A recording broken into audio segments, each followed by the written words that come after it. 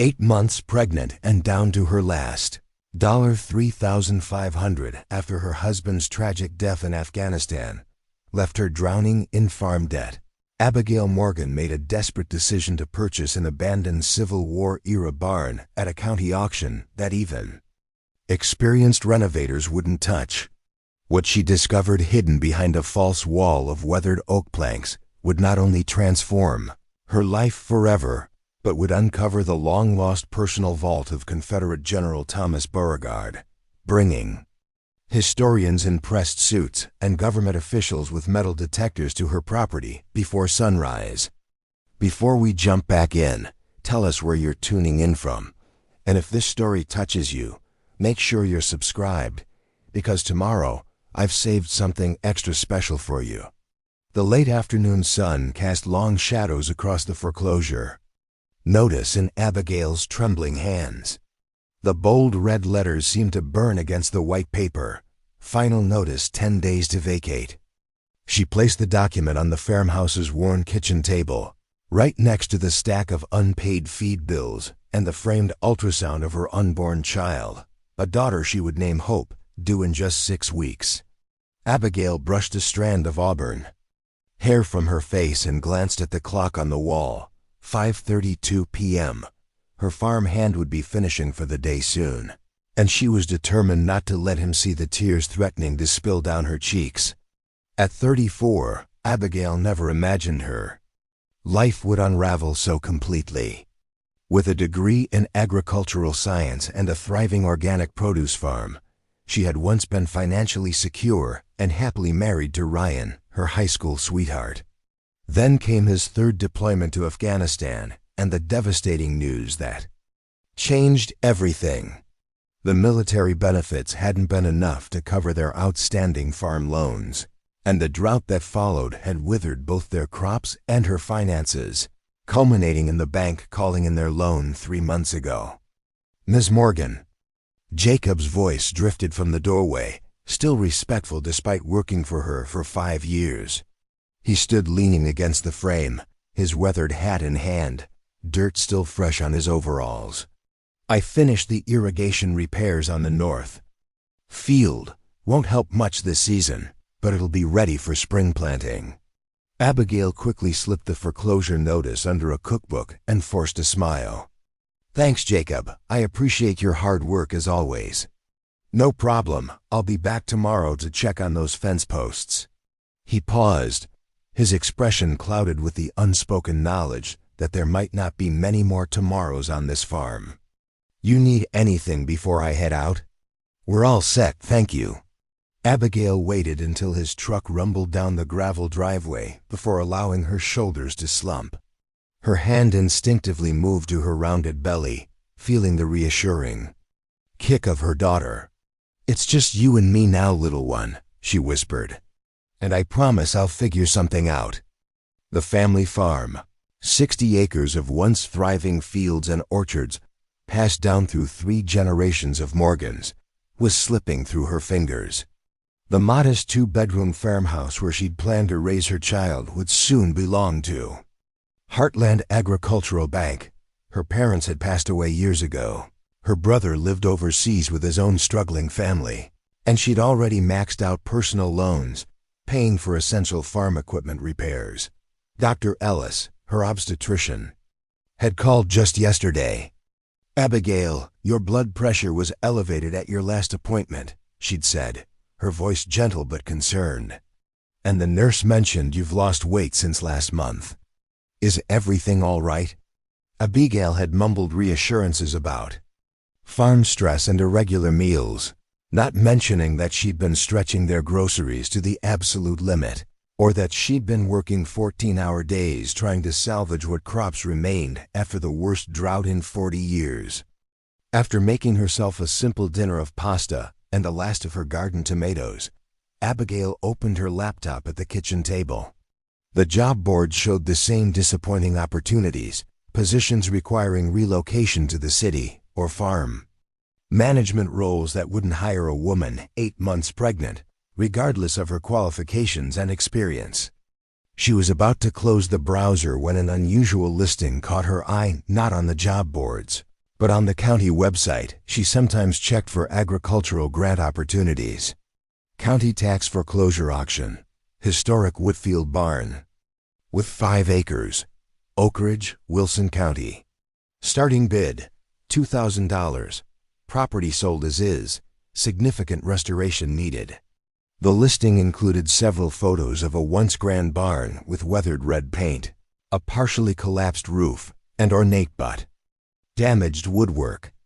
According to the description, the property had been seized for unpaid taxes after sitting vacant for nearly 12 years following the owner's death. The auction was scheduled for the following morning. Abigail clicked through the images with growing interest. Despite its obvious disrepair, the barn's architectural features were extraordinary hand-hewn timber beams, a distinctive cupola, and what appeared to be period details largely intact beneath years of neglect. In her professional estimation, as a farmer who had maintained numerous outbuildings, the bones of the structure were sound, even if the cosmetic condition was disastrous. Oak Ridge was a small rural community about 40 minutes from her current farm, still within reasonable distance to her doctor and the small farming community she'd come to rely on. Property that cheap would mean no mortgage, just property taxes. She could hopefully manage with seasonal work once the baby arrived. For the rest of the evening, as she prepared for bed and went through her prenatal stretching routine, Abigail couldn't stop thinking about the Whitfield barn. After settling into bed, she spent hours researching the property, the area, and the feasibility of renovation on an extreme budget. The barn had been built in 1858 by Colonel James Whitfield, a wealthy landowner who had established one of the first thoroughbred horse breeding operations in the county. It had remained in the Whitfield family for generations until the last descendant, an elderly man named Jeremiah Whitfield, had passed away in 2011 with no heirs coming forward to claim the property. It had fallen into tax delinquency and eventual foreclosure. Preparing and narrating this story took us a lot of time, so if you are enjoying it, subscribe to our channel. It means a lot to us. Now back to the story. Oak Ridge itself was a quiet agricultural community with good soil that might allow her to start a small specialty crop operation, perhaps. The lavender and herb farm she'd always dreamed of, but could never justify on large-scale production land. The local elementary school was small, but had an excellent reputation, and the properties. 5 acres would provide space for her daughter to play outdoors with the freedom Abigail had cherished in her own childhood. Her training in agricultural science gave her confidence that she could gradually transform the land into productive soil, even with limited funds. She could start with essential repairs to make the barn habitable, creating a simple loft apartment in what had once been the hayloft, and slowly work on the rest as her budget allowed.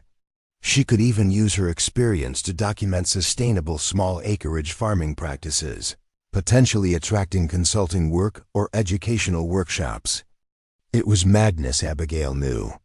Buying a run-down barn with her last dollars when she had no immediate income prospects and a baby due in 6 weeks was the definition of a desperate gamble.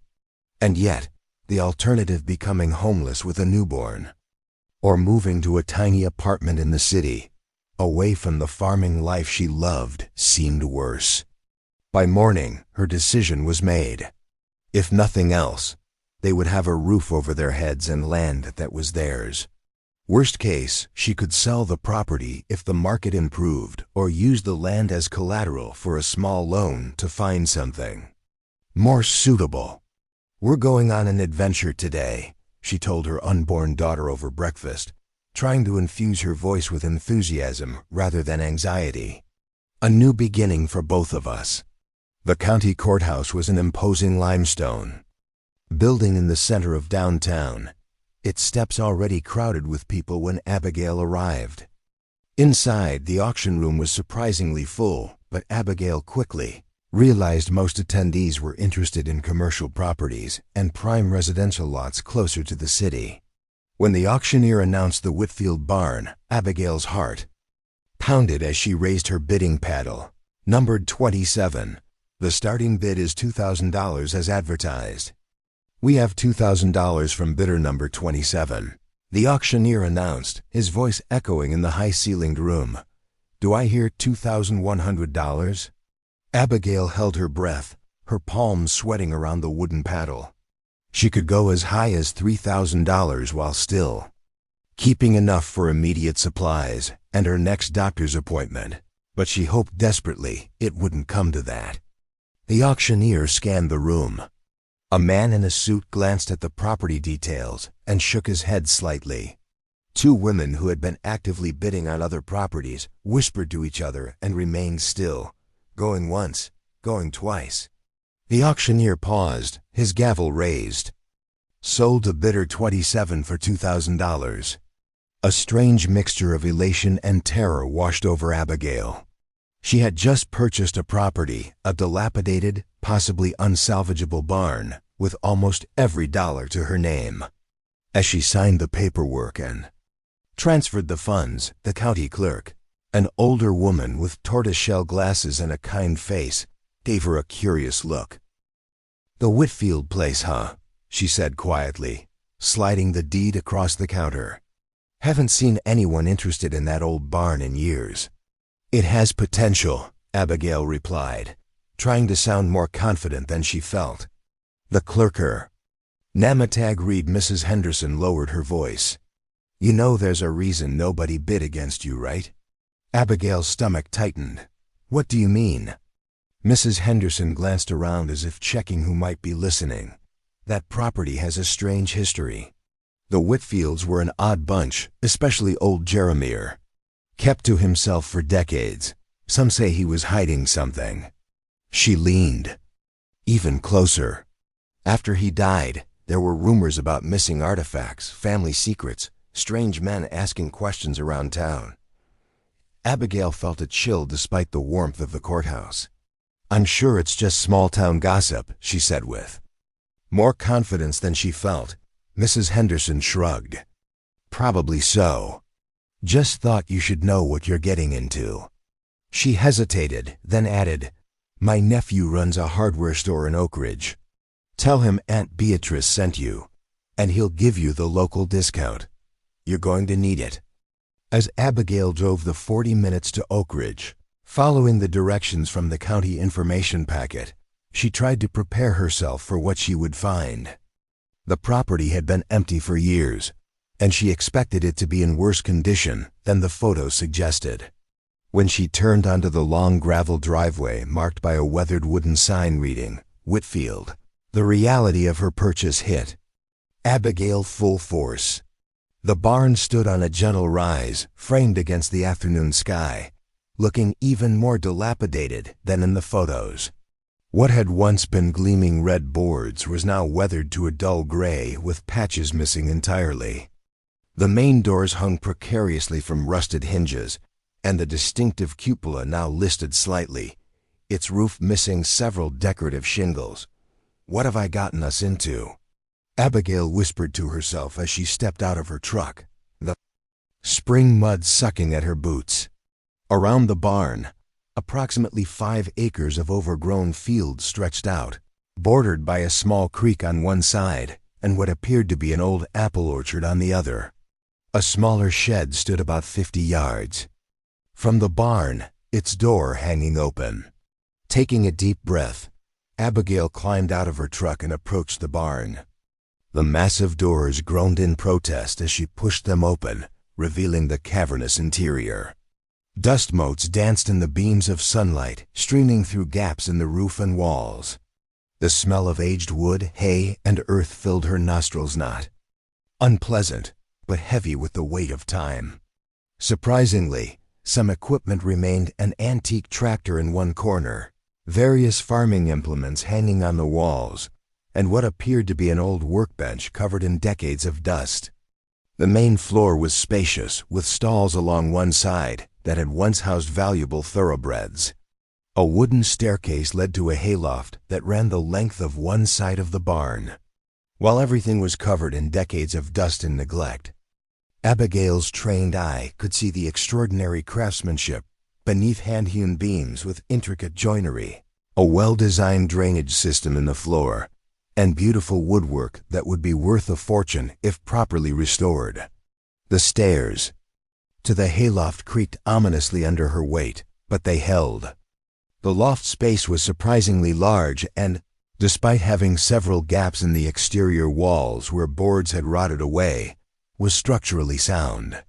This could become their living space, Abigail thought, mentally converting the open area into rooms. Simple kitchen, living area, bedroom for her, and a small nursery for the baby. Definitely need to get the roof patched first, she muttered to herself, making mental notes of the most urgent repairs. The electrical wiring would need to be completely replaced. She could see ancient knob and tube components that were dangerously outdated. Plumbing would be a challenge, but the property records indicated a well that could possibly be restored. Coming back down to the main floor, Abigail continued her exploration. At the rear of the barn, behind what must have been the tack room, she noticed something odd, a section of wall that seemed newer than the rest, with boards that didn't quite match the surrounding timber. Curious, she approached and ran her hand over the planks. Unlike the weathered wood throughout the rest of the barn, these boards seemed different, perhaps replaced sometime in the last few decades. When she knocked gently on the wall, the sound was unusual, a distinct hollow echo rather than the solid thud of wood against earth or stone. Her farmer's instinct for buildings told her something was off about this wall. It was positioned oddly, creating a space that didn't make sense with the overall layout of the barn. Examining the area more closely, she noticed subtle marks on the floor scrape patterns, suggesting the wall might have been moved or accessed. After several minutes of careful examination, she found a small metal plate near the bottom of one board that looked like it might be a latch or handle. When she pressed it experimentally, she jumped at the sound of an old spring mechanism releasing. A section of the wall popped forward about an inch. Heart racing, Abigail carefully pulled the false wall open, revealing not the empty space she had expected, but a narrow doorway leading to what appeared to be a hidden room. The space beyond was dark, and she used her phone's flashlight to peer inside, revealing a small chamber, perhaps 8 feet square, with shelves along one wall, and what looked like a large metal strongbox or vault against the far wall. Abigail's restoration experience told her this wasn't a standard feature, even in barns of this era. This had been purposefully and skillfully concealed, the work of someone who wanted to ensure the space remained undiscovered. The hidden room was thick with dust but otherwise well preserved, protected from the elements that had damaged much of the barn. The shelves held various items, old books, boxes, what appeared to be ledgers, and several military-looking objects. But it was the metal strongbox that captured Abigail's attention, an ornate, heavy-looking chest with elaborate metalwork and a complex lock mechanism. Unlike everything else in the room, the strongbox showed signs of someone attempting to open it by force. There were scratch marks around the lock and what looked like tool marks on the seam of the lid, though these attempts had clearly been unsuccessful. As Abigail examined the strongbox more closely, her flashlight illuminated something tucked halfway beneath one of the fallen books, a small leather-bound journal. Setting her flashlight on a shelf to create ambient light, she carefully picked up the book and opened it. The pages contained handwritten entries in faded ink, dated from 1863 through 1865. The first entry she read made her blood run cold. April 17, 1863. General B entrusted the contents to my safekeeping today. The Union forces are advancing toward Richmond, and he fears capture. The documents and gold must remain hidden until the glorious cause prevails. No one will think to look in a horse breeder's modest barn so far from the front. Abigail flipped forward several pages. December 9, 1864. Rumors abound that Sherman marches unchecked through Georgia. The general's correspondence suggests the war may be lost, but he insists the contents of the vault must remain hidden, as they contain not only gold, but documents that would bring shame upon many Southern families if discovered. With trembling hands, Abigail continued scanning entries, her mind racing. The journal appeared to be written by Colonel James Whitfield himself, documenting his role as caretaker for items belonging to a Confederate general, almost certainly Thomas Beauregard, one of the most notorious and controversial military leaders of the Civil War. The final entry in the journal, dated May 1865, chilled her even further. The Confederacy has fallen. General B will never return to claim what is rightfully his. I have sealed the vault with a lock that only he and I understood. The dates of our greatest victories now guard our greatest secrets. The gold may tarnish, but the truth must remain buried, for the sake of many innocent families whose names appear in those documents. Abigail closed the journal, her heart pounding.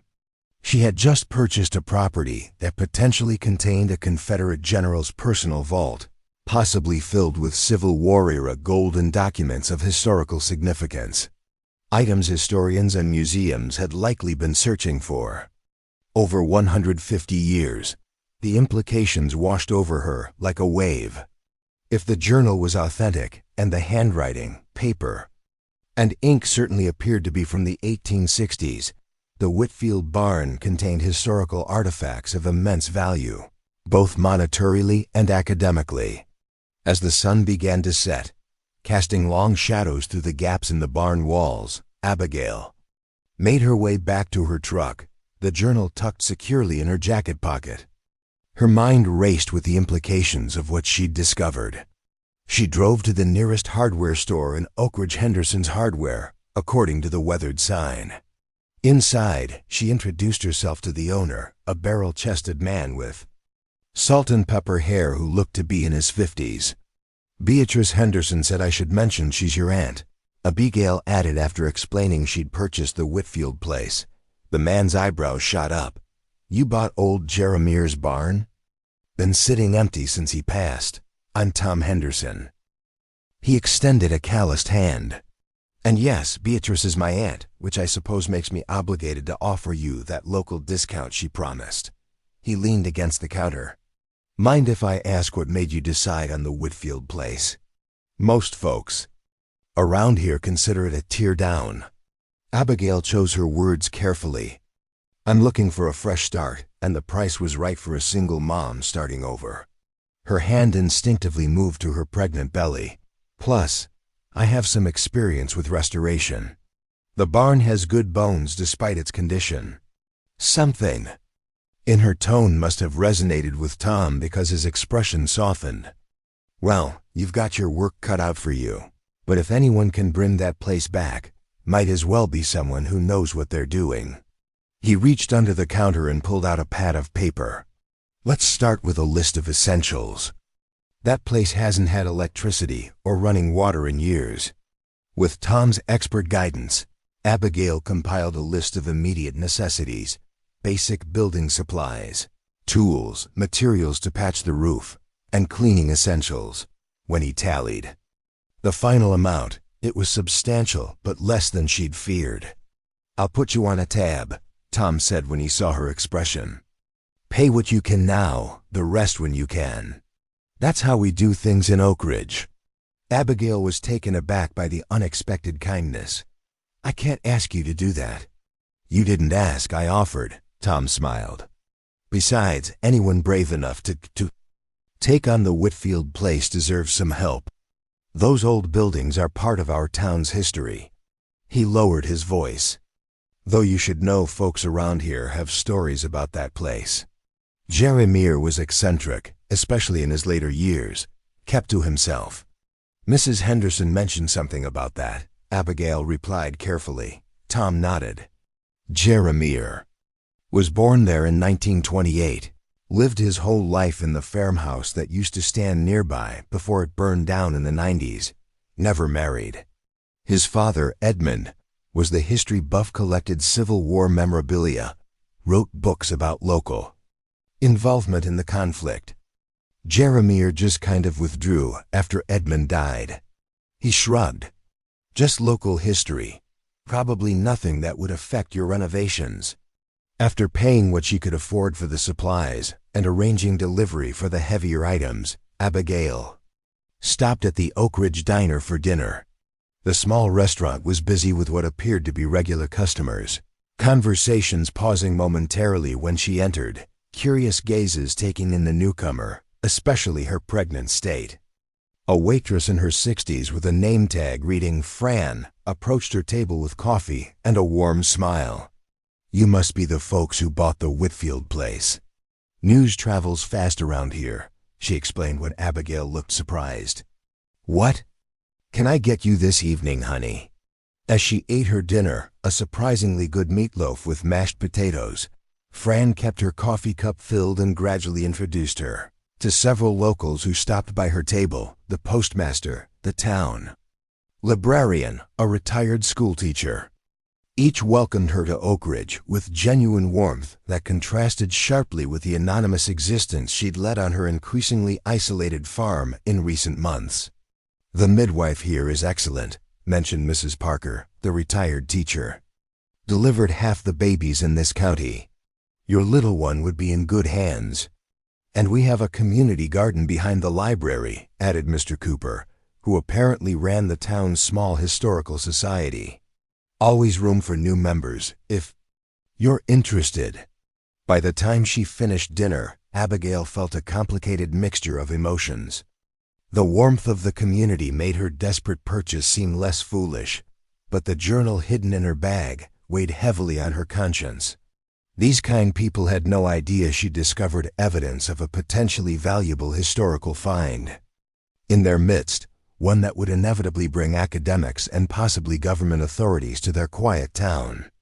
Back at the barn, with twilight fading into darkness, Abigail set up a temporary camping space near the front doors, where a patch of solid flooring offered the most stable ground.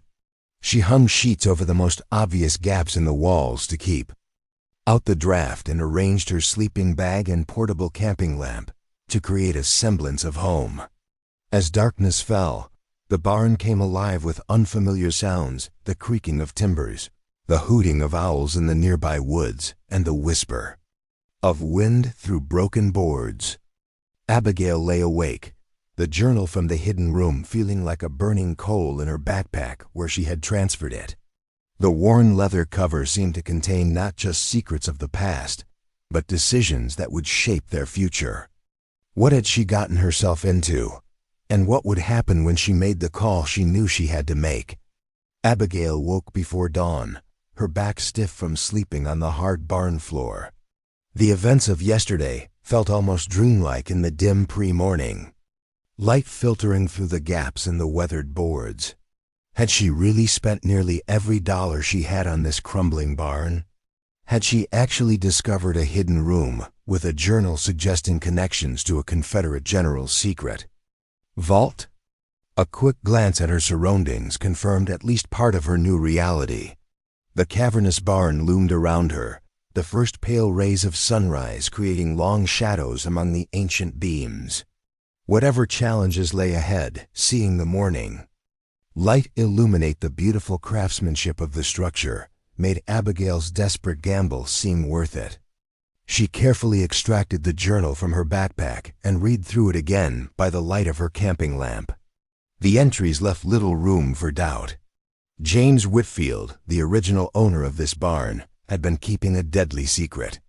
He had somehow been entrusted with General Thomas Beauregard's personal vault, containing not only gold but potentially incriminating documents that implicated prominent Southern families in controversial aspects of the Civil War.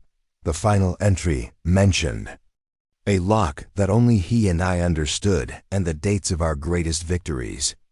Abigail's history degree, a complement to her agricultural science major, told her this likely referred to significant Confederate battle victories during the Civil War. If accurate, these clues might be the combination to the strongbox she'd discovered. As the first true rays of sunlight began streaming through the barn walls, Abigail made her decision. She would contact historical authorities, but first, she needed to secure a few days of stability for herself and her unborn child. After putting the journal away, she drove back into the small town of Oak Ridge. The hardware store delivery truck was already being loaded when she arrived. "Morning," Tom Henderson called, checking items against a list. "Got most of your supplies ready to go. My son Ethan will deliver them in about an hour." "Thank you," Abigail said sincerely. "I can't tell you how much I appreciate the help." Tom waved away her thanks. "Neighbors help neighbors around here. That's what makes small towns work." He paused, studying her face. "You sleep out at the barn last night?" "Not exactly comfortable accommodations for someone in your condition." "It wasn't so bad," Abigail lied, trying not to think about how her back ached from the hard floor. "I've camped in worse conditions." Tom frowned slightly. "Well, no need for that tonight. My sister has a rental cottage that's vacant right now. Nothing fancy, but it's got a bed and running water. You're welcome to use it until you get the barn habitable." Overwhelmed by the unexpected kindness, Abigail felt tears threatening. Pregnancy hormones made it harder to maintain her usual stoic facade. "I can't accept that." "Sure you can," Tom replied simply. "Ellen would insist if she were here. She's away visiting her daughter in Columbus. Consider it Oak Ridge's welcome package." With temporary housing secured, Abigail's next stop was the Oak Ridge Historical Society, housed in a small building just off Main Street. The weight of the journal in her bag felt heavier with each step. If her suspicions were correct, she was holding documentation of a historically significant find, one that might have considerable monetary value as well. The Historical Society was a modest affair, essentially a converted house with exhibits, displayed in what had once been living and dining rooms. An elderly man with wire-rimmed glasses looked up from a desk as she entered. "Good morning. Welcome to the Oak Ridge Historical Society," he said cheerfully.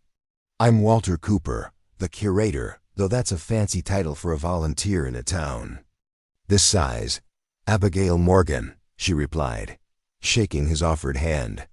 "I just purchased the Whitfield property at the county auction." Recognition lit Walter's face. "Ah, yes, we met briefly at the diner last night. Wonderful to see you again." The Whitfield barn is quite a significant structure in our local history. The original Whitfield was one of the county's first thoroughbred breeders. Had connections to some prominent Confederate figures, if I recall correctly. Abigail took a deep breath. "That's actually why I'm here. While examining the barn yesterday, I found something unusual. A hidden room with some historical items." Walter's eyes widened. "A hidden room? How extraordinary." "I also found this," Abigail continued, carefully removing the journal from her bag. "It appears to be the personal journal of James Whitfield from the Civil War era." Walter's hands trembled slightly as he accepted the journal, handling it with the reverence of someone who understood its potential significance. He carefully opened it, adjusted his glasses, and began to read the first page. "Good heavens," he whispered after a moment. "This references General Beauregard directly, and a vault containing gold and documents." He looked up at Abigail, his expression a mixture of excitement and concern. "This could be an incredibly significant historical find. May I ask what else was in this hidden room?" Abigail described the strongbox and the other items she'd seen on the shelves: military insignia, ledgers, and what appeared to be old weapons. "If this journal is authentic, and the paper and ink certainly appear, appropriate, you may have discovered materials historians have been seeking for generations," Walter said, his voice hushed with awe. "General Beauregard's personal papers and effects largely disappeared after the war. There have been rumors for decades about hidden Confederate treasures, but most historians dismiss them as myths." "What should I do?" Abigail asked. "I'm out of my depth here." Walter carefully placed the journal on his desk.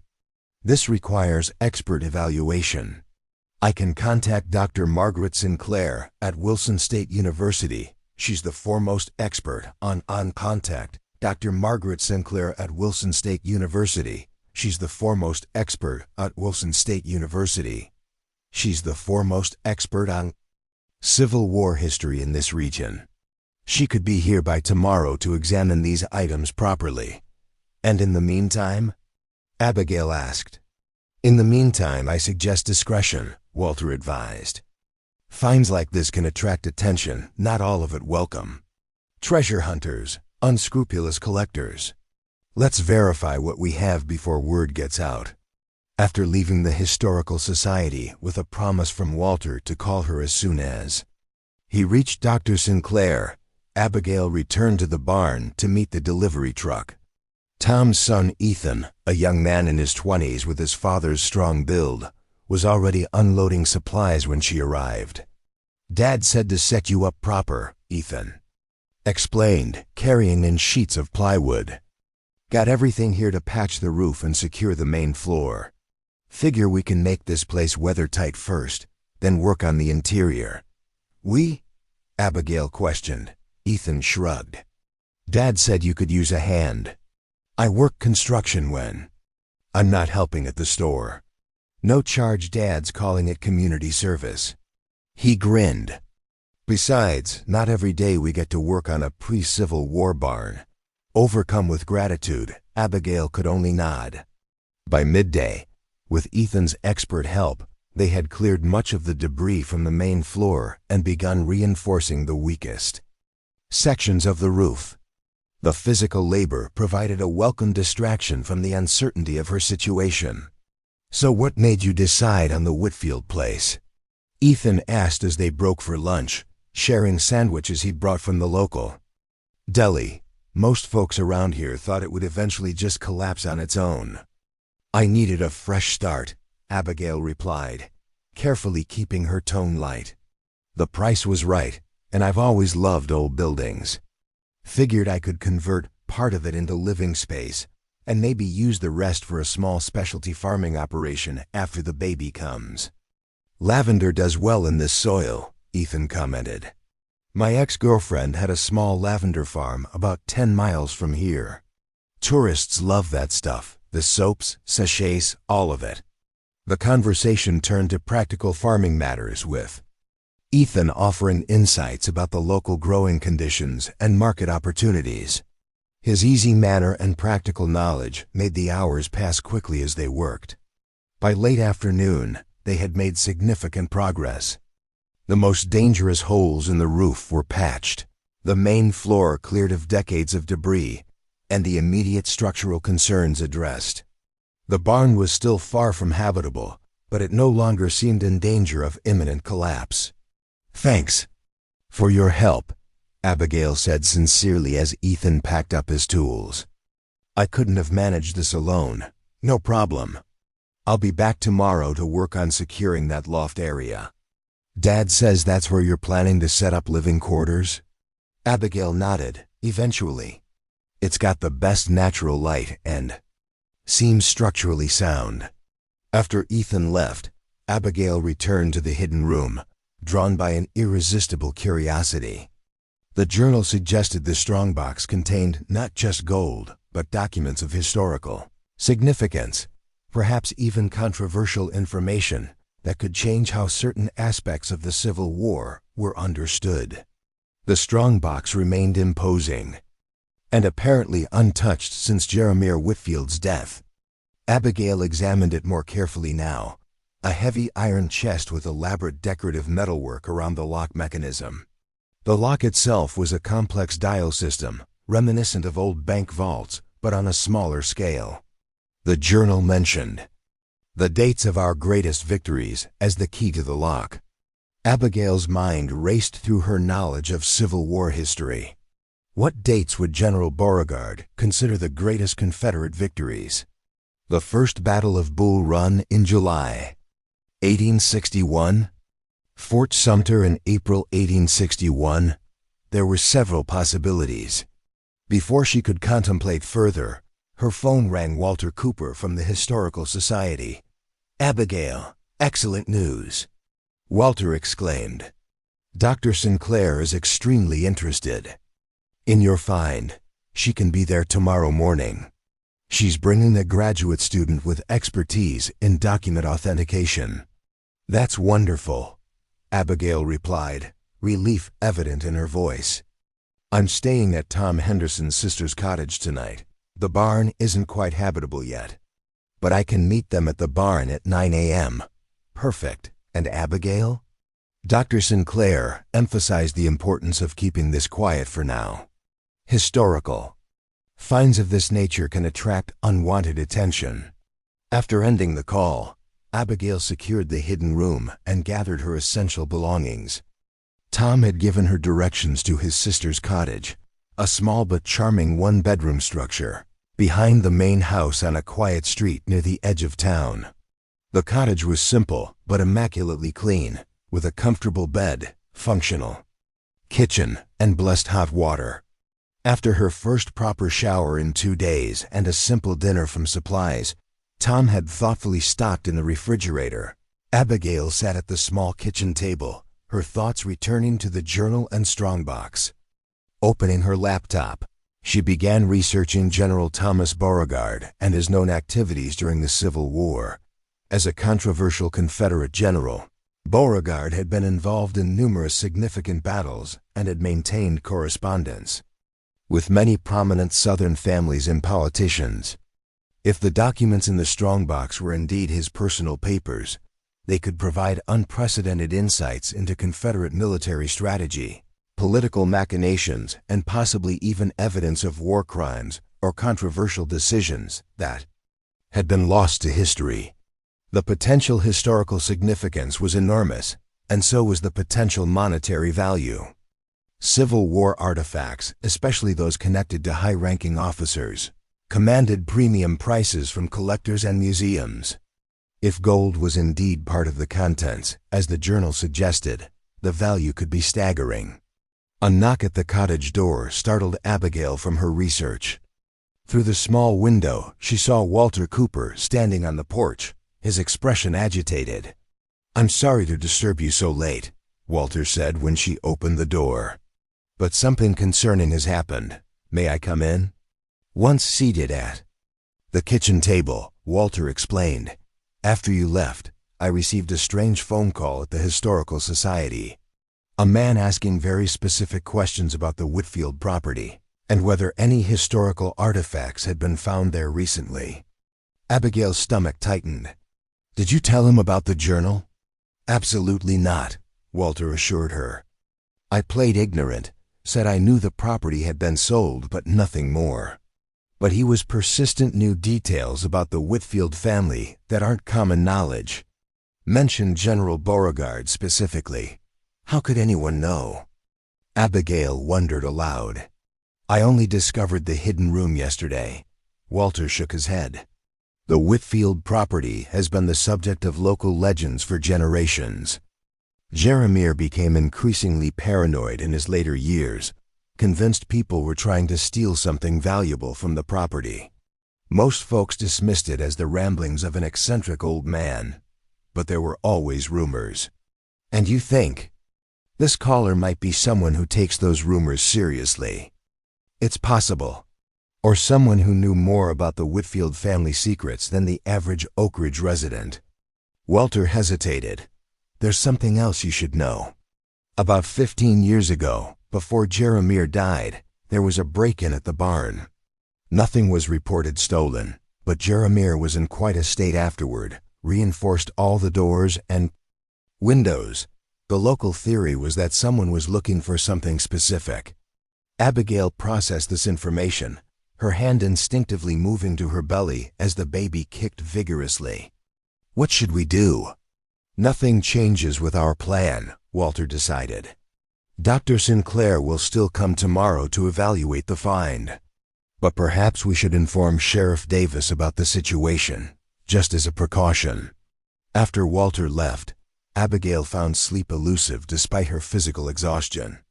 The mysterious phone call had transformed her exciting historical discovery into something potentially more complicated and concerning. If someone else was actively seeking these artifacts, what lengths might they go to in order to claim them? Morning brought a clear spring day, the kind that made the countryside shimmer with promise. Abigail arrived at the barn early, wanting to ensure everything was in order before Dr. Sinclair's arrival. The patched roof and cleared floor made the space look considerably less desperate than it had 2 days ago, though still far from habitable. She had just unlocked the hidden room when she heard vehicles approaching outside. Through the barn doors, she saw a university-marked SUV pulling up alongside a patrol car with Wilson County Sheriff. Emblazoned on its side, Dr. Margaret Sinclair proved to be a formidable woman in her 60s, with silver hair cut in a practical bob and piercing blue eyes that missed nothing. Her graduate assistant, a young man introduced as Paul, carried an array of equipment for document analysis and photography. Sheriff Davis was a middle-aged man with a weathered face and the calm demeanor of someone who had seen it all. Walter had evidently filled him in on the situation, as he asked Abigail pointed questions about who might have known about her discovery. "No one, as far as I know," Abigail assured him. "I only told Walter, and he only told Dr. Sinclair." "Well, someone's interested," Sheriff Davis replied. "Walter mentioned the phone call, but there's more. We had reports of an unfamiliar vehicle driving slowly past this property last night around midnight. Could be nothing, but in combination with that call, it's worth taking precautions." While the sheriff examined the barn's exterior, Dr. Sinclair and Paul followed Abigail to the hidden room. The historian's professional composure cracked visibly when she saw the contents. "Extraordinary," she breathed, carefully examining the journal Abigail had found. "The handwriting is consistent with known samples of James Whitfield's correspondence in our university archives. The paper and ink appear period appropriate." She looked up at Abigail, her eyes bright with academic excitement. "This is potentially one of the most significant Civil War discoveries in decades." Paul began photographing and cataloging the items on the shelves: military insignia, what proved to be maps of Confederate troop movements, and several personal effects bearing General Beauregard's initials. "And the strongbox?" Dr. Sinclair asked, turning her attention to the iron chest. "Have you attempted to open it?" "No," Abigail admitted. "The journal mentions the dates of our greatest victories as the key to the lock, but I wasn't sure which battles would qualify." Dr. Sinclair nodded thoughtfully. "Beauregard was particularly proud of Fort Sumter, April 12, 1861, and First Bull Run, July 21, 1861. He also considered the initial defense of Petersburg a personal triumph, June 9, 1864. She approached the strongbox, studying the dial mechanism. "This appears to be a combination lock requiring multiple numbers. Let's try those dates in chronological order." With careful precision, Dr. Sinclair turned the dial, 41261, then July 21, 61, then the 9th of June, 64. With the final number, they heard a distinct click. The three exchanged glances, a moment of historical anticipation hanging in the air between them. Then, with reverent care, Dr. Sinclair grasped the handle and pulled. The lid of the strongbox opened with surprising ease for its age, revealing contents that made them all catch their breath. Inside were several canvas pouches, document folios bound with faded ribbon, a smaller wooden box, and what appeared to be personal correspondence. Dr. Sinclair carefully lifted out one of the canvas pouches and opened it, revealing a gleam of gold coins. "Confederate gold," she whispered, examining one coin, "and in remarkable condition." The wooden box contained military medals and personal jewelry, including what appeared to be a diamond-studded pocket watch with Beauregard's initials engraved on the case. But it was the document folios that captured Dr. Sinclair's professional attention. With gloved hands, she carefully untied the ribbon on the first folder and opened it to reveal handwritten letters and official-looking documents bearing the seal of the Confederate government. These appear to be confidential communications between Beauregard and the Confederate cabinet, she said, her voice hushed with academic reverence. potentially including information about military strategies that were never implemented due to the South's defeat. She looked up at Abigail, her expression serious. These documents could significantly alter our understanding of certain aspects of Civil War history. As Dr. Sinclair and Paul continued to inventory the strongbox contents, Sheriff Davis returned from his perimeter check. "The property looks secure for now," he reported. "But given the potential value of these items, I'd recommend moving them to a more secure location as soon as possible." Dr. Sinclair nodded in agreement.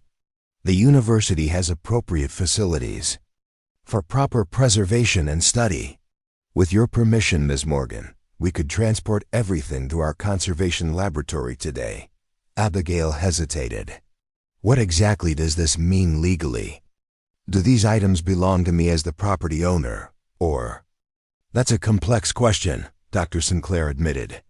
"Generally speaking, artifacts found on private property belong to the property owner, but items of significant historical importance sometimes fall under different regulations. There are also ethical considerations about proper preservation and public access. What we typically recommend in cases like this," she continued, "is a partnership with an appropriate institution like our university museum. You would retain ownership rights, but the items would be professionally preserved, studied, and eventually displayed with appropriate credit to you as the finder." Sheriff Davis added, "There's also the security concern. Word of a find like this will eventually get out, no matter how careful we are. Having the items in a secure facility is the safest option for everyone, including you." Abigail nodded, her hand moving unconsciously to her belly. With her baby due in just 6 weeks, the last thing she needed was treasure hunters or thieves targeting her property. "I agree," she said finally, "but I'd like a formal agreement about my rights as the property owner." "Of course," Dr. Sinclair assured her. "Our university legal department can draft something today. In the meantime, we'll begin the careful packing and transportation process." As Dr. Sinclair and Paul began the meticulous work of documenting and preparing the artifacts for transport, Sheriff Davis took Abigail aside. "There's something else you should know," he said quietly. "I ran the plates on that suspicious vehicle reported last night. It's registered to a man named Victor Hargrove, a known dealer in black market historical artifacts. He's been investigated several times for trafficking in items of questionable provenance, though never successfully prosecuted." Abigail's stomach tightened. How would someone like that know about this find so quickly? "Small towns talk," Sheriff Davis replied pragmatically. "And the Whitfield property has been the subject of rumors for generations. Jeremiah became increasingly protective of the barn in his later years, which only fueled speculation." "What should I do?" Abigail asked, suddenly feeling vulnerable in the isolated barn. "Let us handle the security concerns," the sheriff advised. "Once these items are safely transported to the university, the immediate risk diminishes considerably. In the meantime, I'd suggest you continue staying in town rather than out here alone." The rest of the day passed in a blur of activity. University staff arrived with specialized containers for transporting the artifacts. Each item was photographed, cataloged, and carefully packed under Dr. Sinclair's watchful eye. The historian's excitement was palpable as she examined letters and documents that had been hidden from scholarly view for over 150 years. By sunset, the artifacts had been safely transported to Wilson State University's Conservation Laboratory, under police escort. Abigail stood in the now empty hidden room, feeling strangely hollow.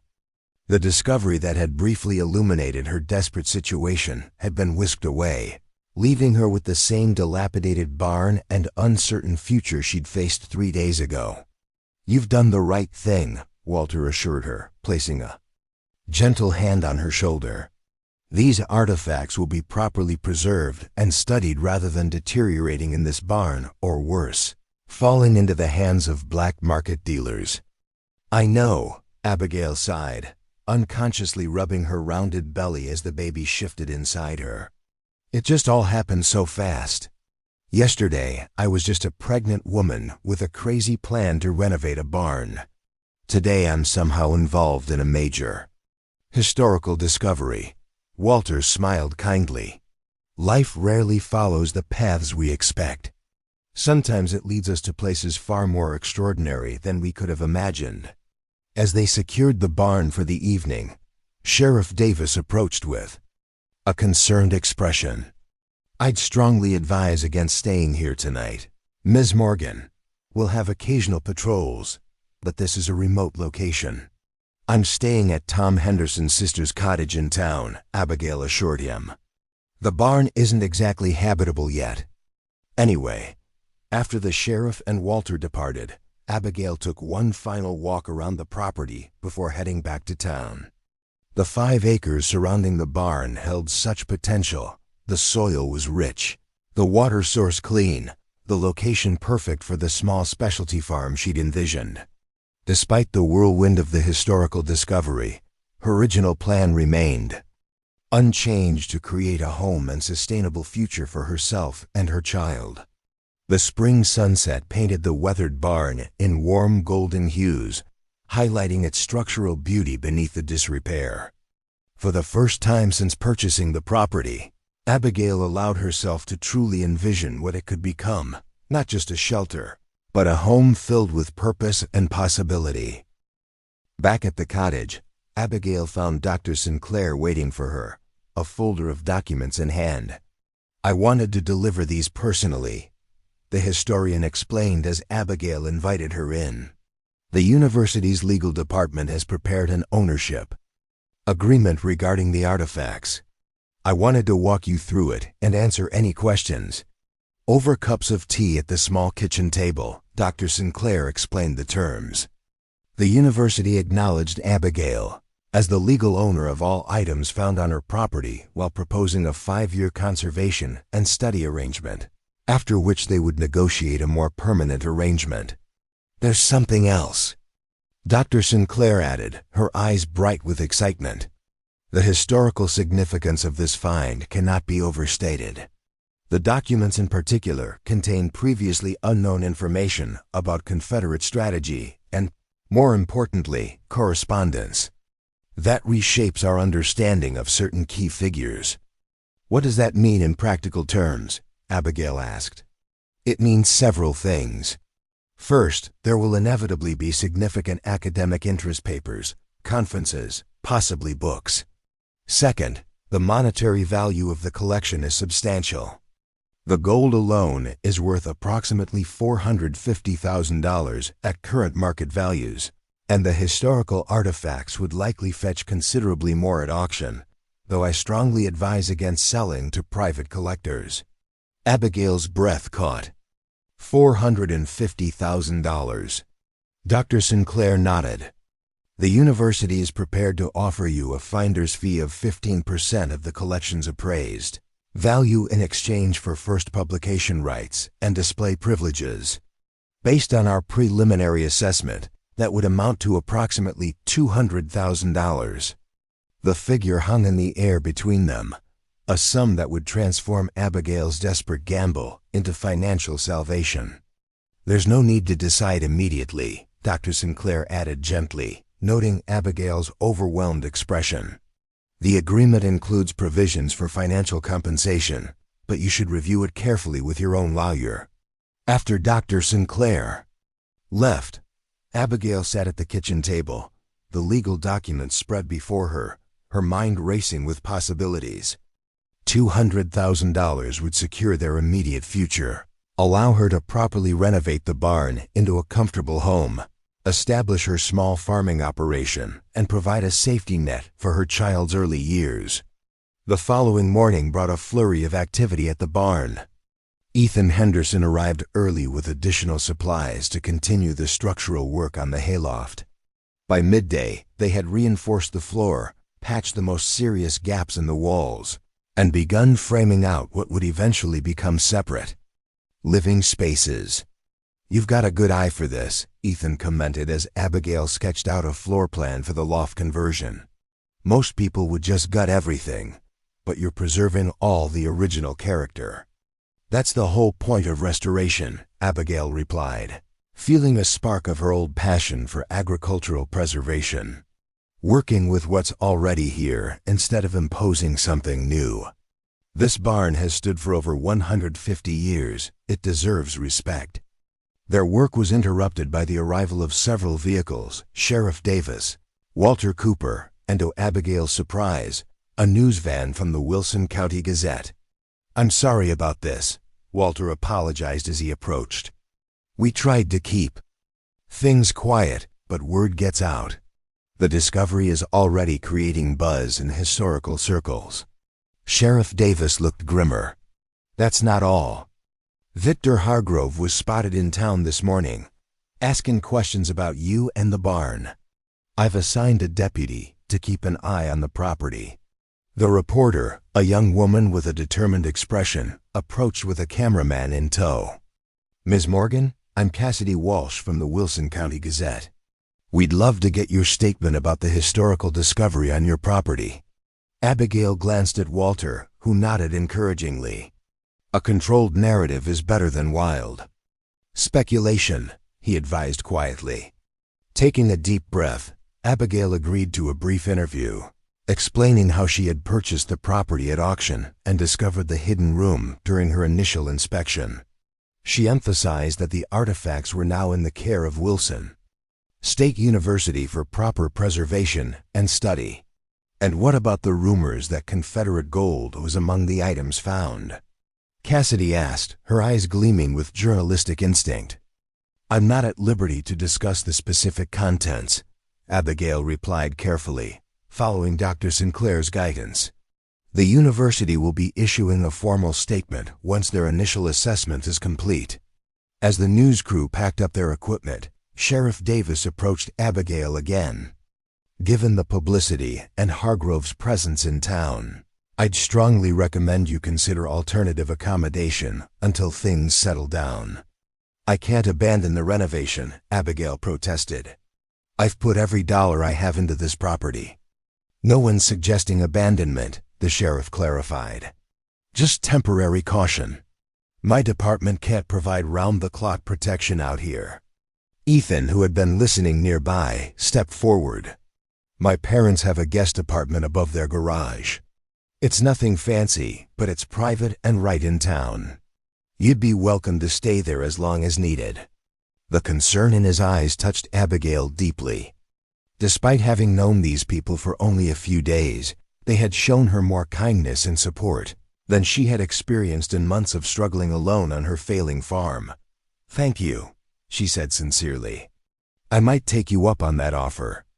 That evening, settled into the Hendersons' comfortable guest apartment, Abigail finally had time to process the whirlwind events of the past few days. The apartment was simple but welcoming, a studio space with a kitchenette, comfortable bed, and sitting area. Mrs. Henderson, a warm woman with Ethan's eyes and Tom's practical manner, had stocked the refrigerator and left a beautiful handmade quilt folded on the bed. "For the baby," she'd explained simply when Abigail tried to thank her. "Every child should have something made just for them."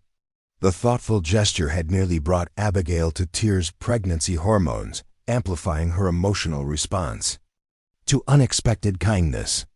Now, as she sat by the window overlooking Main Street, Abigail found herself at a crossroads far different from the desperate one she'd faced just days ago. The university's offer represented financial security beyond what she had dared hope for. The barn renovation, while still daunting, was progressing with unexpected community support. For the first time in months, the future held promise rather than dread. Her phone rang, interrupting her reflections. It was Dr. Sinclair, her voice tense with excitement. "Abigail, I hope I'm not calling too late, but I thought you should hear this from me before the news breaks tomorrow. We've completed our initial assessment of the documents, and they're even more significant than we initially believed." "In what way?" Abigail asked. "The correspondence includes letters between General Beauregard and several prominent Northern industrialists' secret communications suggesting some northern business interests were actively profiting from both sides of the conflict. This fundamentally changes our understanding of certain economic aspects of the Civil War. That sounds controversial, Abigail observed. Extremely, Dr. Sinclair confirmed, which is why the university is increasing its offer. The board met in emergency session this evening and authorized ME to offer you 20% of the collection's appraised value, approximately $270,000, in exchange for exclusive research access and eventual donation of the collection to our museum. The revised figure took Abigail's breath away. It wasn't just financial security. It was the opportunity to establish the life and home she had dreamed of creating for her child. "I'll need to think about it," she managed, though her heart was already racing with possibilities. "Of course," Dr. Sinclair replied. "But I should warn you, once news of this discovery spreads further, you may receive other offers. Private collectors who would pay far more, but would keep these historical treasures hidden away from scholars and the public." After ending the call, Abigail stood by the window, watching the quiet main street of Oak Ridge as night fell. The small town that had welcomed her so warmly was becoming more than just a place of refuge. It was beginning to feel like home. The next morning, Abigail woke to her phone buzzing with notifications. The Wilson County Gazette had published the story of her discovery, complete with quotes from Dr. Sinclair about the nationally significant historical find. Other news outlets had picked up the story, and her voicemail was full of messages from reporters seeking interviews. Ignoring the media frenzy, Abigail made her way to the barn, where Ethan was already at work on the loft conversion. They spent the morning installing new support beams and planning the layout for basic plumbing. "You're quiet today," Ethan observed during their lunch break. "Everything okay with the baby?" "The baby's fine," Abigail assured him, her hand moving unconsciously to her belly. "Just processing everything. The university made me an offer for the artifacts." Ethan nodded encouragingly. "That's good, right? Gives you some breathing room to make this place what you want it to be." "It's more than good," Abigail admitted. "It's life-changing. I just keep waiting for the catch, I guess. The past year has taught me that things rarely work out so neatly." "Sometimes they do, though," Ethan said thoughtfully. "Sometimes life takes everything away to make room for something better." He gestured around at the barn. "Like this place. It sat empty and forgotten for years, and now it's getting a second chance. So are you." His simple wisdom resonated deeply with Abigail. Before she could respond, however, a sleek black car pulled up beside her truck. A tall, impeccably dressed man in his 50s emerged, surveying the property with calculating eyes. "Ms. Morgan?" he called, approaching with confident strides. "Victor Hargrove, I believe we should talk." Sheriff Davis had warned her about this man, the dealer in black market historical artifacts. Abigail felt a chill despite the warm spring day. "I have nothing to discuss with you, Mr. Hargrove," she replied firmly. "The artifacts found on this property are now with Wilson State University for proper study and preservation." Hargrove smiled thinly. "A premature decision, perhaps. I represent collectors who would pay considerably more than any academic institution could offer, 3 times more, in fact." The implication hung in the air. Over $800,000 for artifacts that would disappear into private collections, never to be studied or displayed publicly. "The artifacts aren't for sale," Abigail stated flatly. "Not to private collectors." Hargrove's smile didn't reach his eyes. "Everyone has a price, Ms. Morgan, especially someone in your delicate financial situation." His gaze dropped pointedly to her pregnant belly. "A child is an expensive proposition. My client's offer would secure your future quite comfortably." Before Abigail could respond, Ethan stepped forward, his normally friendly expression hardened. "The lady said she's not interested. I think you should leave." "And you are?" Hargrove asked dismissively. Someone who knows Sheriff Davis would be very interested to hear you're trespassing on private property, Ethan replied evenly. Hargrove regarded them both for a moment, then shrugged elegantly. As you wish. But my offer remains open, Ms. Morgan. When reality sets in about the costs of single motherhood and barn renovation, you have my card. He placed a business card on a nearby stack of lumber before returning to his car. Well, that was unpleasant, Ethan remarked as the black car disappeared down the driveway. You okay? Fine, Abigail assured him, though her heart was racing. But he's right about one thing. I do need to make decisions based on what's best for my child's future. And what's best isn't always the most money, Ethan observed quietly. Some things matter more. Throughout the afternoon, as they continued work on the loft conversion, Abigail contemplated Ethan's words. The university's offer would provide ample financial security, while ensuring the historical artifacts were properly preserved and studied. Hargrove's offer might provide more money, but at the cost of her integrity and the historical value of the collection. By evening, her decision was made.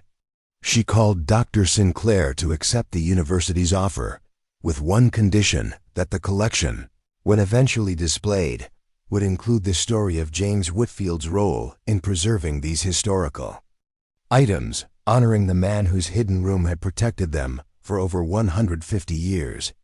An excellent suggestion, Dr. Sinclair agreed enthusiastically. We'll call it the Whitfield Morgan Collection. I'll have the paperwork drawn up immediately. With the weight of the decision lifted, Abigail felt a new sense of purpose.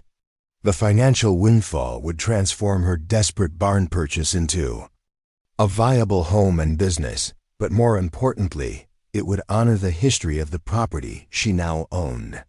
The following morning brought unexpected visitors to the barn. Dr. Sinclair, accompanied by Walter Cooper and a distinguished-looking older gentleman introduced as Dean Richards from Wilson State University. We've brought the formal agreement, Dr. Sinclair explained, but also a proposal we hope you'll consider. Over coffee in what would eventually be Abigail's kitchen, Dean Richards outlined the university's vision. The historical significance of your discovery extends beyond the artifacts themselves. The Whitfield barn represents an important piece of local Civil War history. We'd like to partner with you to restore not just the living space, but the historical aspects of the barn as well. What exactly are you proposing? Abigail asked. A grant, the dean explained, separate from the finder's fee for the artifacts. The university would provide $150,000, specifically for historically accurate restoration of the barn's original features. In exchange, you would allow limited educational access, perhaps monthly historical tours, student field trips, that sort of thing. The barn would still be your home, Dr. Sinclair clarified, but it would also serve as a living historical site. We envision the hidden room as a particular point of interest, preserved exactly as it was when you discovered it. The proposal was unexpected but intriguing. Abigail had always appreciated the historical significance of the barn, beyond its practical value as shelter. The grant would allow for a much more comprehensive restoration than she could otherwise afford. I'd need some guarantees about privacy, she said thoughtfully. This will be my home and my child's home. Of course, Dean Richards agreed quickly. Limited hours, scheduled in advance, perhaps one weekend a month. The details would be entirely negotiable.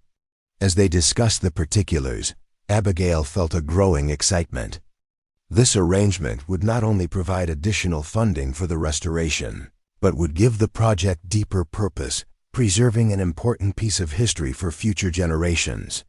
By the time the university representatives departed, Abigail had signed both agreements, accepting the finder's fee for the artifacts and the separate restoration grant.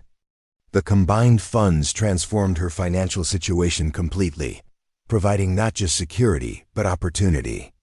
That evening, sitting on the newly reinforced stairs to the hayloft, Abigail shared the news with Ethan, who had become not just a renovation partner but a friend. "So you're going to be living in a historical tourist attraction?" he teased gently. "A very minor one," Abigail laughed. "But yes, occasionally I'll have to tolerate history buffs tramping through to see the famous hidden room." "Seems like a small price to pay for financial security and a fully funded renovation," Ethan observed. "You got lucky with that hidden room." Abigail shook her head slightly. "It wasn't just luck. It was desperation that brought me here, the willingness to take a chance on a property no one else wanted. Sometimes rock bottom forces us to see possibilities others miss." "Speaking of possibilities," Ethan said, his tone shifting to something more serious, "I've been thinking about your plans for the land, the lavender and herb farm idea. I have some experience with irrigation systems that could help maximize your yield on a small acreage. If you're interested in a business partner, that is." The offer caught Abigail by surprise. "You'd want a partner on a farm?" Ethan nodded. "I've been looking for something beyond construction and the hardware store. I studied sustainable agriculture in college before coming back to help with the family business. This could be good for both of us."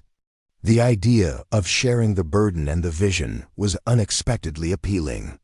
The past months of struggling alone had taken their toll, and the prospect of building something with a partner who understood both farming and renovation was compelling.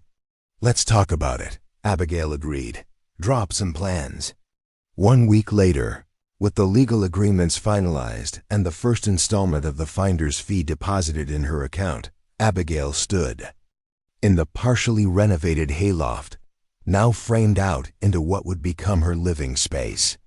The transformation was already remarkable, the structural reinforcements complete, new windows installed, and basic plumbing roughed in. Dr. Ellis, her obstetrician, had just completed a home checkup, pleased with both Abigail's improved health and the progress on her new home. "Your blood pressure is back to normal," Dr. Ellis noted with satisfaction. "And you've gained an appropriate amount of weight since our last visit. Whatever you're doing, keep it up." "Mostly accepting help when it's offered," Abigail admitted. "Something I wasn't very good at before." After the doctor left, Abigail walked the perimeter of her property, the late afternoon sun warming her face. The 5 acres held such promise: fertile soil, good drainage, southern exposure perfect for her planned herb garden. Ethan had already tilled a small plot near the house where they would plant a vegetable garden for the coming summer. The transformation in her life over the past 2 weeks seemed almost miraculous. From facing homelessness and despair, she had stumbled into not just financial security, but a sense of purpose and community she had thought lost forever. As she rounded the corner of the barn, she noticed a truck pulling into the driveway. Tom and Margaret Henderson, bringing dinner as they had several times since she'd begun staying in their guest apartment. "Thought you might be too busy with the renovation to cook," Margaret called, holding up a basket that smelled deliciously of home-cooked pot roast. "And growing a baby is hungry work." The simple kindness, one of countless she had experienced since arriving in Oak Ridge, brought unexpected tears to Abigail's eyes. Pregnancy hormones, she told herself, though she knew it was more than that. "You've all been so good to me," she said, as they set up the impromptu dinner on a makeshift table in what would eventually be her kitchen. "I don't know how to thank you." "No thanks needed," Tom said gruffly. "It's what neighbors do." "Besides," Margaret added with a warm smile, "it's not entirely altruistic. We're gaining a valuable community member, an organic farmer with restoration skills, and a future playmate for our grandchildren." As they shared the meal, conversation flowed easily from renovation plans to the upcoming spring festival to the history of Oak Ridge itself. For the first time in longer than she could remember, Abigail felt truly at home, not just in a physical space, but within a community. After dinner, as Tom and Margaret prepared to leave, Tom handed Abigail a small wooden box. "Found this at the store. Belonged to my father. Thought it might fit with your historical theme here." Inside was a beautiful brass key, ornately designed in a style contemporary with the barn's construction. "It's a ceremonial key," Tom explained. "The kind they used to present when a new building was completed. Figured your barn deserved something like that, given its history." The thoughtful gift touched Abigail deeply. "It's perfect," she said sincerely. "I'll display it prominently when the renovation is complete." Later that evening, as twilight settled over the property, Abigail sat on the newly repaired front step of the barn, the brass key in her hand, its weight solid and reassuring. The key represented more than just the physical restoration of the barn. It symbolized the unlocking of possibility, the opening of doors she had thought forever closed. Her hand moved to her belly as the baby kicked vigorously. "We're going to be okay," she whispered to her unborn daughter. "Better than okay. We found our place in the world." The barn stood strong behind her, its weathered timber glowing golden in the setting sun. What had once been a desperate gamble had transformed into a foundation for the future, a home filled with history and hope, a small farm with potential for growth, and most importantly, a community that had embraced her when she needed it most. Sometimes, Abigail reflected, the most desperate decisions lead to the most unexpected blessings. Rock bottom had indeed become a foundation to build upon, rather than a place to remain trapped. And in the hidden room of a forgotten barn, she had discovered not just historical treasure, but the key to her own fresh start. 6 months later, the autumn sun cast golden light through the newly installed windows of the renovated barn.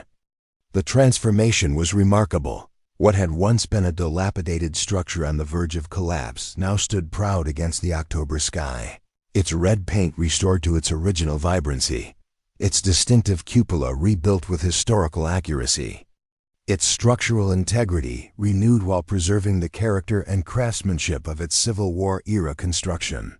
Inside, the changes were even more dramatic. The hayloft had been converted into a spacious, open-concept living area with a paleta with a modern kitchen, comfortable living room, and 2 bedrooms. The original hand-hewn beams remained exposed, contrasting beautifully with the clean white walls. Antique fixtures, salvaged from architectural salvage yards and carefully restored, provided period-appropriate lighting throughout. Abigail Morgan stood in the center of her kitchen, 3-month-old Hope cradled against her shoulder, surveying the space that had so quickly become home. The baby's soft weight against her chest still felt miraculous, a constant reminder of how much her life had changed in the span of half a year. "Hard to believe this is the same place, isn't it?" Ethan remarked as he entered through the front door, carrying a basket of freshly harvested lavender from their first successful crop. "Remember when we were just hoping the roof wouldn't cave in on us?" Abigail smiled, bouncing Hope gently as the baby made contented cooing sounds. "Sometimes I still can't believe any of this is real. 6 months ago, I was facing homelessness, with a baby on the way, and now." She didn't need to finish the thought. The evidence of her transformed circumstances surrounded them, the beautifully restored home, the thriving lavender and herb farm taking shape on the 5 acres, and most precious of all, her healthy daughter born 3 months earlier in the Mwale. Nearby Oak Ridge Medical Center, with Margaret Henderson serving as her doula and Ethan pacing nervously in the waiting room. "The university group will be here at 2, Ethan reminded her, setting down the lavender basket and washing his hands at the farmhouse sink. First official historical tour. "Are you ready for that?" "As ready as I'll ever be," Abigail replied, handing Hope to him while she prepared the baby's bottle. The ease between them still surprised her sometimes, the natural partnership that had developed first in restoration work, then in establishing their small farming operation, and finally, in caring for Hope after her birth. Ethan had become first a friend, then a business partner, and now something more, a relationship neither had expected, but both treasured. The partnership with Wilson State University had evolved beyond their initial agreement. What had begun as a finder's fee and restoration grant had developed into an ongoing educational program. The Whitfield Morgan Historical Site, as it was now officially designated, served as a living classroom for students of history, architecture, and sustainable agriculture. The historical significance of the artifacts discovered in the hidden room had only grown over the months of scholarly study. Dr. Sinclair's research team had published preliminary findings that were already reshaping certain aspects of Civil War scholarship, particularly regarding the economic entanglements between North and South during the conflict.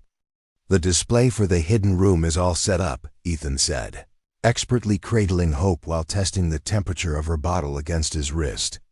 "Walter came by this morning to add the new information panels about James Whitfield's correspondence." The hidden room had been preserved exactly as Abigail had found it, though the original artifacts now resided in the university's museum. Replicas and information panels told the story of General Beauregard's secret vault and James Whitfield's role in preserving history. The room had become the centerpiece of the monthly historical tours, drawing history enthusiasts from across the state. "I still can't believe how perfectly everything worked out," Abigail mused, taking Hope back and settling into the rocking chair by the window to feed her.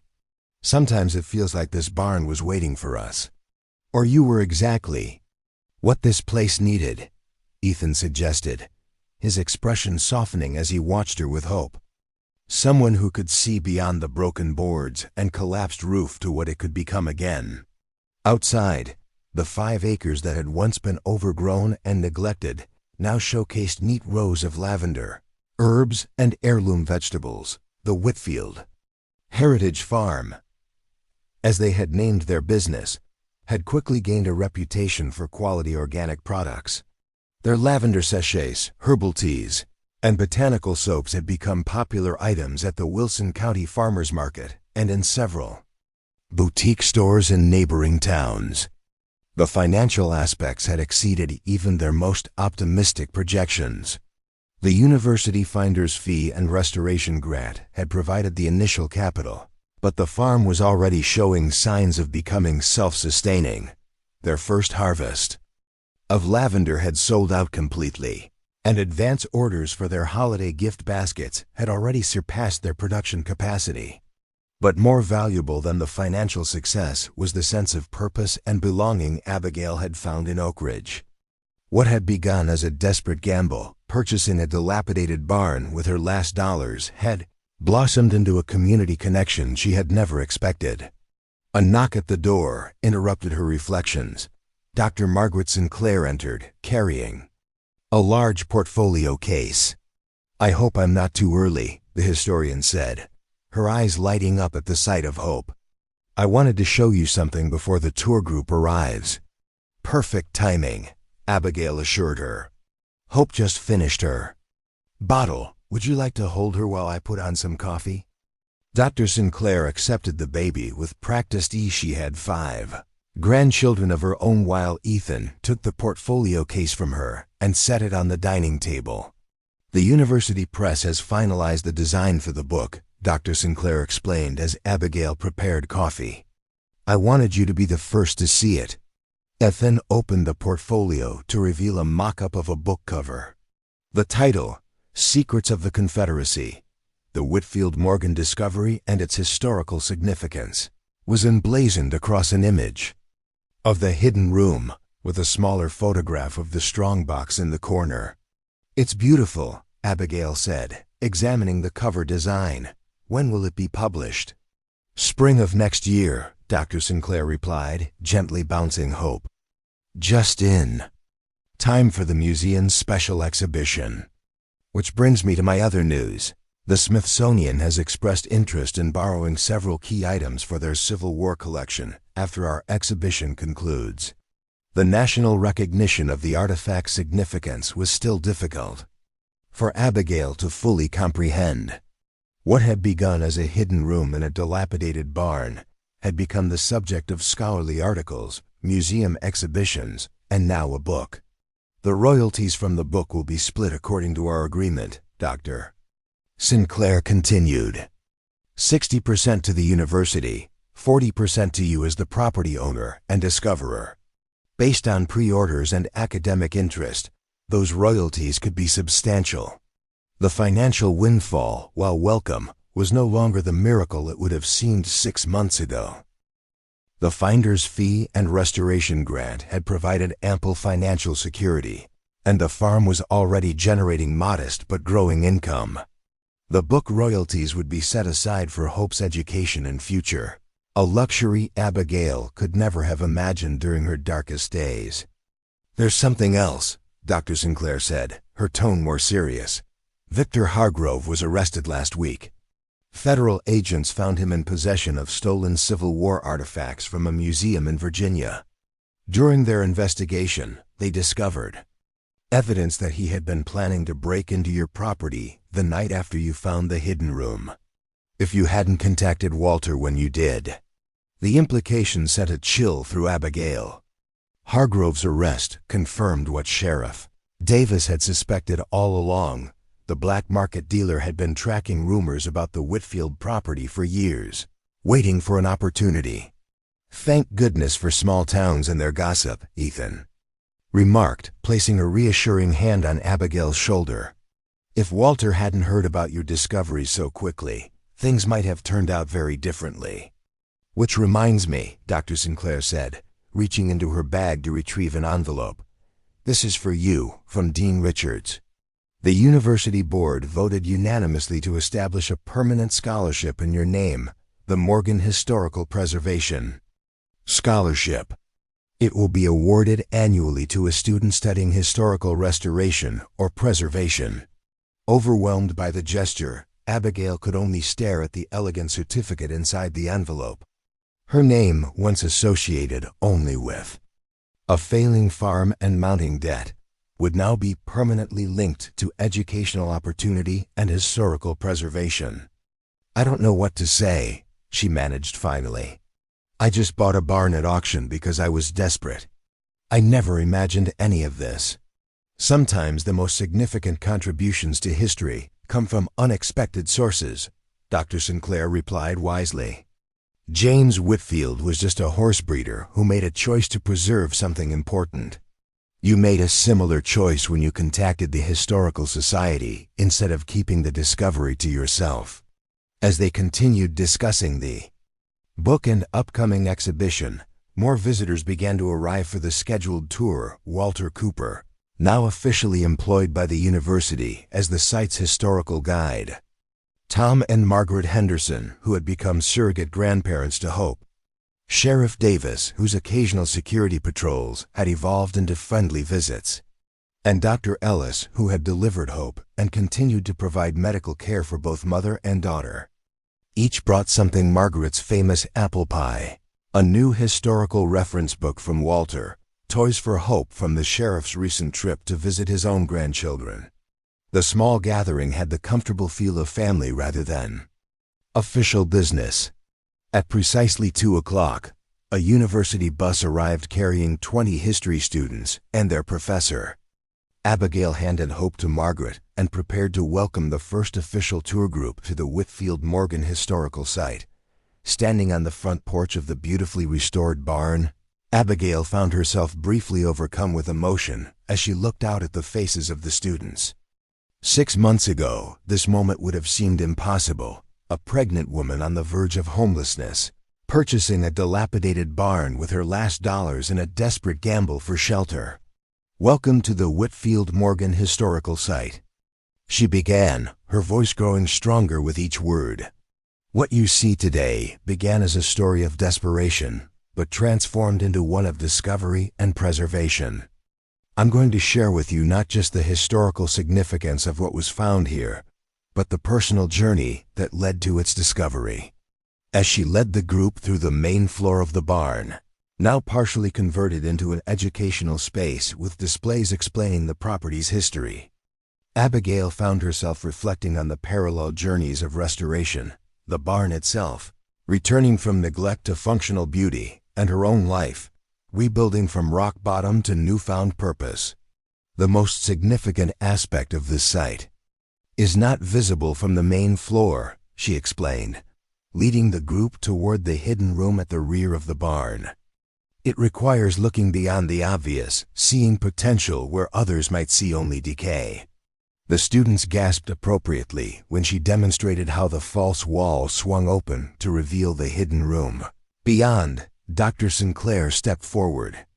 Then, explaining the historical significance of the documents found in General Beauregard's strongbox. What Ms. Morgan discovered here has fundamentally altered certain aspects of Civil War scholarship, the historian explained. The economic connections between Northern industrialists and Confederate leadership detailed in these documents reveal a more complex picture than our textbooks previously acknowledged. After the formal tour concluded, several students lingered to ask Abigail questions, not about the historical artifacts, but about the barn restoration and her decision to establish an organic farm on the property. "We're studying sustainable agriculture," a young woman explained. "The way you've adapted historical farming methods to modern organic practices is exactly what our professor has been teaching." The interest in the farming operation was unexpected but gratifying. Ethan joined the conversation, explaining their irrigation system and crop rotation plans with infectious enthusiasm. The students took notes and asked thoughtful questions, clearly seeing the Whitfield Heritage Farm as more than just a historical curiosity. As the last of the visitors departed, Abigail found herself alone with Ethan on the front porch, watching the autumn sun begin its descent over their flourishing fields. Hope slept peacefully in Margaret's arms inside, surrounded by people who had become family in all but blood. "So," Ethan said, taking her hand in his, first official tour complete, "how does it feel to be a historical site director and organic farmer, instead of a desperate pregnant woman buying a dilapidated barn?" Abigail laughed, leaning against his shoulder. "Surreal. Sometimes I still wake up expecting to find myself back in that failing farmhouse, drowning in debt and facing eviction. Instead, you're drowning in lavender and historical recognition," he teased gently. "And surrounded by people who appeared exactly when I needed them most," she added, squeezing his hand. "I never expected any of this when I raised that auction paddle 6 months ago." "Life rarely gives us what we expect," Ethan observed. "Sometimes it gives us what we need instead, even when we don't recognize it at first." The wisdom of his simple statement resonated deeply. Abigail had needed not just shelter when she purchased the barn, but purpose and community, both of which had emerged from her desperate decision in ways she could never have anticipated. Inside, they found hope awake and alert in Tom Henderson's arms, the older man telling her stories about Oak Ridge's founding as if the 3-month-old could understand every word. Margaret was arranging dinner on the large farmhouse table that had become the center of their shared meals. Walter and Dr. Sinclair were deep in conversation about the next phase of research on the Beauregard documents. The scene embodied everything Abigail had once believed lost forever: family, community, purpose, home, all springing from what had seemed like rock bottom 6 months earlier. After dinner, as their guests departed with promises to return soon, Abigail took hope for their evening ritual, a walk around the property as the sun set. The crisp autumn air carried the scent of their lavender field, now preparing for dormancy until spring. The recently harvested herb garden had been mulched for winter, and the heirloom vegetable beds were being prepared for cool weather crops. "Everything looks different in autumn," Ethan observed, joining them for the final part of their walk. "The land rests, but it's not an empty rest. It's preparation for new growth." "Like our lives," Abigail said thoughtfully. 6 months ago, everything seemed dead or dying: my farm, my finances, my hope for the future. But it was just a season of preparation for something new. They paused at the small cemetery they had discovered at the edge of the property, the final resting place of the original Whitfield family. They had restored it carefully, clearing away decades of overgrowth and repairing the simple stone markers. James Whitfield's grave occupied the central position, his weathered headstone now cleaned and legible again. "I wonder what he would think," Abigail mused, knowing that his secret room preserved not just the artifacts he was protecting, but ultimately this entire property. That his act of safekeeping would, generations later, save a desperate pregnant woman and her unborn child. "I think he would be pleased," Ethan replied, "especially seeing how you've honored his legacy preserving the barn, sharing its history, continuing the tradition of working this land with respect and care." Hope made a small sound of contentment, her eyes taking in the golden light filtering through the trees at the cemetery's edge. At 3 months old, she was already alert and engaged with her surroundings, her expressions remarkably similar to Abigail's own. "She'll grow up knowing this story," Abigail said softly. "How close we came to having nothing, and how one desperate decision changed everything. How rock bottom became our foundation instead of our ending.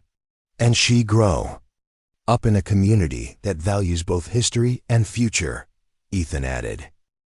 "Surrounded by people who step up when someone needs help without question or expectation." As they walked back toward the barn, now silhouetted against the sunset, Abigail felt a profound sense of completion. The desperate woman who had arrived at the county auction with her last dollars and fading hope had found not just shelter but purpose. Not just a building but a home, not just neighbors but family. The restored barn stood as a testament to both historical preservation and personal renewal, its weathered timbers witnessing yet another chapter in a story that had begun during the Civil War and would continue long after all of them were gone. What had once been hidden, both the historical artifacts and Abigail's own potential, had been brought into the light, transforming not just a single life but an entire community's understanding of its past and future. Inside, the warmth of their home welcomed them as darkness fell. The original hand-hewn beams, now cleaned and sealed, held the ceiling above them just as they had for over 150 years. The walls, reinforced and insulated but maintaining their historical character, sheltered them from the autumn chill. The wide plank floors, sanded and refinished to reveal their natural beauty, supported their steps as they prepared for evening routines. Hope fell asleep quickly in her nursery, the constellation of stars Ethan had painted on her ceiling glowing softly. In the dim light, the room that had once been an empty corner of a hayloft now cradled the most precious result of Abigail's desperate gamble, a child with a secure future, a permanent home, and a community of people who already loved her fiercely. In the quiet living room, Abigail and Ethan sat before the small fireplace they had discovered behind decades of debris and carefully restored to working condition. The ceremonial brass key Tom had given her months ago hung prominently beside the mantel, a constant reminder of doors opened and possibilities unlocked. "I was thinking," Ethan said, his arm around her shoulders as they watched the flames dance, "about expanding the lavender field next spring. The demand already exceeds what we can supply, and there's that southwestern slope that gets perfect sun exposure." The casual discussion of future plans still filled Abigail with wonder. 6 months ago, the future had been a threat, not a promise, each day bringing her closer to homelessness and despair. Now, planning next year's crops and discussing long-term business strategies felt like the most natural thing in the world. "I'd also like to add an educational component to the farm tours," she replied, warming to the subject. "Show visitors how historical agricultural practices can be adapted for modern organic farming. Maybe even offer workshops during the summer." "The perfect blend of past and future," Ethan observed. "Just like this place itself." Outside, the first stars appeared in the clear autumn sky. The same stars that had witnessed James Whitfield hiding a Confederate general's secrets, that had watched over the barn through decades of neglect, that had seen a desperate pregnant woman arrive with nothing but fading hope and find instead the foundation for a new life. The history of the hidden room had altered Abigail's path in ways she could never have imagined, But the true treasure hadn't been the gold coins or historical documents. It had been the discovery that rock bottom sometimes conceals unexpected foundations, that what appears to be an ending can become, with courage and determination, the beginning of something far more beautiful than we dared to hope. As the fire crackled warmly and hope slept peacefully in her nursery, Abigail Morgan finally allowed herself to fully believe what her heart had known for months, that sometimes our most desperate decisions lead us exactly where we need to be. That community appears when we are brave enough to accept help, and that hidden within our darkest moments often lie the seeds of our greatest transformations. The Whitfield Morgan barn stood as living proof that restoration was possible, not just of timbers and beams, but of hope, purpose, and belonging. What had once been broken could be rebuilt, stronger and more beautiful than before. What had once been hidden could be brought into the light, enriching not just a single life but countless others. And what had once seemed like a desperate last chance could become, with time and care, the most solid foundation of all. Up next, you've got 2 more standout stories right on your screen. If this one hit the mark, you won't want to pass these up. Just click and check them out. And don't forget to subscribe and turn on the notification bell so you don't miss any upload from us.